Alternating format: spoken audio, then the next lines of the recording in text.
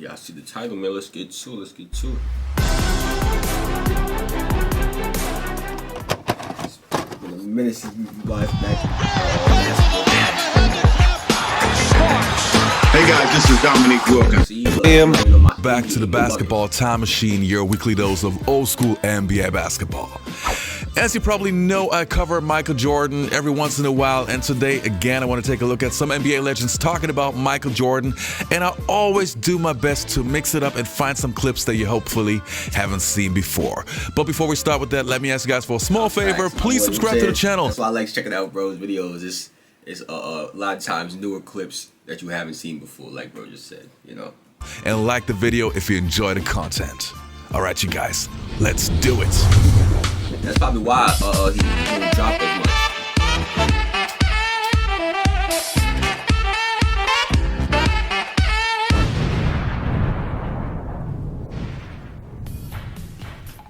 Now, the first clip that I want to take a look at involves Dominique Wilkins, and as we all know, Dominique back in the days had so many countless battles with Michael Jordan, and he talks about one specific incident. Let's take a look. You won't see anybody to score consistently throughout a game the way Mike did every night. It wasn't just in that game, every night it was like that. Well, that next year in '87, before a game with the Bulls, Michael actually walked into your locker room. I think it was because the game I had previously. So we are in Chicago. Michael walks into our locker room in suit and tie, and I'm like, "What's this son of a gun coming to our locker room for?" I'm thinking he's going to the training room or something. And he walks by me. He walks by Kevin Willis. He gets to Randy with me. He taps him on his leg. He said, "Lace him up. It's going to be a long night." And I'm shocked. You know, I didn't know what to say. So he's walking out, and like again, I didn't know what to say, and I just yelled something. I said, "Well, you tell that son of a bitch Scottie Pippen I'm gonna kick his ass." You know, I didn't know what to say. You know, he had 60 that night. Right. He actually dropped 61 points that night. I looked it up. 60. Well, anyway, it was over 60 when he got that night. But man, and I think we ended up winning. DJ Vlad had to correct him. It was 61 actually. I got it. I ain't gonna lie. DJ Vlad really run a well put together platform, I guess you could say. You gets a lot of different guests on there, you know. In that game, I believe. Anyway, he had 60 tonight, but niches. It was a heck of a game.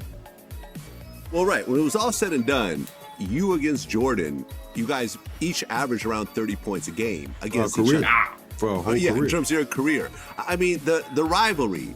I mean, because Jordan is obscenely competitive, right? Like, if he bets a janitor $5 on a dice game, he expects that $5 from the janitor. Oh, he competes at everything. I don't care what it is. I mean, it could be on the golf course, anywhere. You know, drinking a glass of water, it don't matter. Who could drink it the fastest? He's gonna bet on it. He's so competitive that way. But that's what makes him so great. And the next clip that we're going to take a look at involves Joe Dumars. To me, one of the most underrated players of all time. How can you be a two-time NBA champion, one of the greatest guard defenders of all time, and nobody puts you in the top 75 list? I have no idea. Anyway, Joe Dumars talking about his battles with Michael Jordan. Top 75 list? Who are some candidates that y'all would trade out for Joe Dumars? Let me know in the comments, y'all. Game I look forward to the most. Because you knew that night you had to be at your absolute best. If there's something, anything, a matchup or whatever, that's going to bring out the best in you, if you're a true competitor, that's what you really want. And so for me, it was the one game I look forward to more than any other game to play against him, because he was everything that you just described with LeBron. I was listening to you. Yeah. That's about the way it is. Any slip up, any mistake that's made, you're gonna exploit it. You're gonna take advantage of it. Here's what we're doing. Here's where I need to be, and you would be. That's definitely. I think the NBA set this conversation up for to help LeBron, like, to push the LeBron GOAT narrative further. You know what I'm saying? Like, I feel like that's what they did. If somebody man. didn't rotate, they were supposed to, because you knew, you know, look, I'm trusting that you're going to be there. And so, because if you're not there, he's about to do something freaky here. And so, I don't need this right now. And the next clip that we're going to take a look at involved Vince Carter. And as you probably remember, back in the days when Vince Carter was a young player, everybody was talking about, oh, he's the new Michael Jordan. He can fly so high. He has so many similarities. He also played for North Carolina. I just wish we could have seen both battling each other in their prime. It was not possible, but anyway, let's take a look at what Vince Carter has to say. I will say this. I think about, let's just this ballpark. MJ averaged 30-ish. And we remember what that era was like, Bad Boys and all that. He averaged 30 when they weren't really calling fouls, touch fouls and all that. Now, just imagine putting guys like Iverson, even early Cove, like guys in that era. We're talking about back in that day who didn't really get the calls. Like they had the earn, no blood, no foul type mentality. When we walked in, that's what referees would say. Are you bleeding? Well, quit crying. That's kind of what it was. So I just think you take those guys who used to take a beating and average those numbers, put them in that game today, and what would it be like? Right. You know, do you add 5, Probably. 10 more points to their average? That's insane. On top of the free throws, these guys who are great free throw shooters. So that's my only argument. Jordan or LeBron? Jordan. LeBron is amazing. What he's done in the community is amazing. The reason I give Jordan the edge, and I'm never gonna say it in fairness, I haven't even put LeBron past Kobe. Let's get that out the way. I want to be fair. All right. The reason I put Michael up there before those other guys, LeBron has stacked his teams. Let's be realistic. And as Kevin Durant did and others have done. And that's why lessen their legacy? Yes. Russell Westbrook now on his way, it's a trade, but on his way to the Lakers? So I do. Like what Giannis and Dirk Nowitzki, guys like that, especially Giannis is the perfect example. They go through the grind and to lose, which Michael did. When I was watching that documentary, I was like, damn, I forgot how bad the Pistons beat him up. But going through that struggle, that's what separates sports. Like winning all the time, like we all want to win, but the struggle is. Yeah, winning all I feel what bro's saying, because winning all the time, what's special about it if you're winning all the time? You know? I feel, bro, there's something about going through the grind. It just makes it that much sweeter when you win. You understand? I know exactly what bro. So when you stay down, you're saying stay down till y'all come up, till it's y'all time. You understand? Yeah. It feels so much. That's a fact. It's part of your legacy.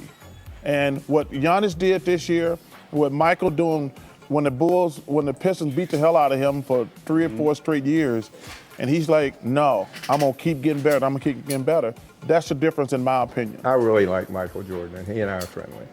And he never changes. He just doesn't change. He's the same guy all the time. And I still see him every once in a while. And this guy has done more spectacular things than any basketball player I've ever seen. I agree. I mean, that's Jerry. That is saying a lot. I agree. Considering I've ever seen. He's seen a lot. I know. I mean, just to go, like I said, we've worked backwards, obviously, from where he is now to where you were as a player. That speaks volumes. Especially, I mean, number of years with the Lakers, player, visor. I mean, you know, Terrell, the thing that people don't realize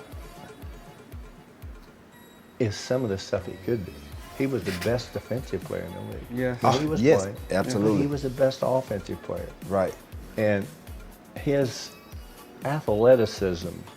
Yeah, well, yeah, we was talking. You know, it's just the Memphis side of me, man. I mean, obviously, I have the utmost respect for MJ, and he is the GOAT. You know, he was the guy that was so dominant for so many years. And the thing was, we were the new kids on the block, so it was pretty much our league in my mind. And Michael Jordan came back to our league. That's how I felt when he first came back. So when he came back and started playing, I knew I was going to have to face him. And when we did, I just tried to, you know, go at him every single time to kind of show the GOAT that, you know, there's new kids on the block and that we weren't going to back down. And it was fun, man, to play against him because you could tell he had the utmost respect, but he was the highest competitive guy that I had ever played against because he was relentless on defense and he was relentless on offense. He was always in attack mode on both ends of the floor. Once the cigar comes out, it's like he's already lighting the victory cigar before the competition. I had a chance to play against Michael Jordan, but it was when he had the Wizards uniform on, so it wasn't quite prime Michael Jordan. It was 40-year-old Michael Jordan.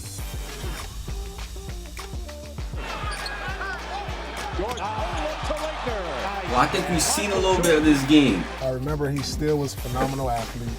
He still had great footwork, and he actually gave me about 30 points. Jordan over Pierce. He's got it. Michael Jordan equaled his season's high, 31. So it was like my third year in the league, and he was still probably one of the top 10 athletes in the game at the time. Oh man, I just love Michael Jordan. If it was up to me, y'all know what to do, man. Let me know which one to react to next. Like the video, comment, subscribe, turn on post notifications. What else? Click on the last reaction. And I'm out of here, man. Oh shit, bro.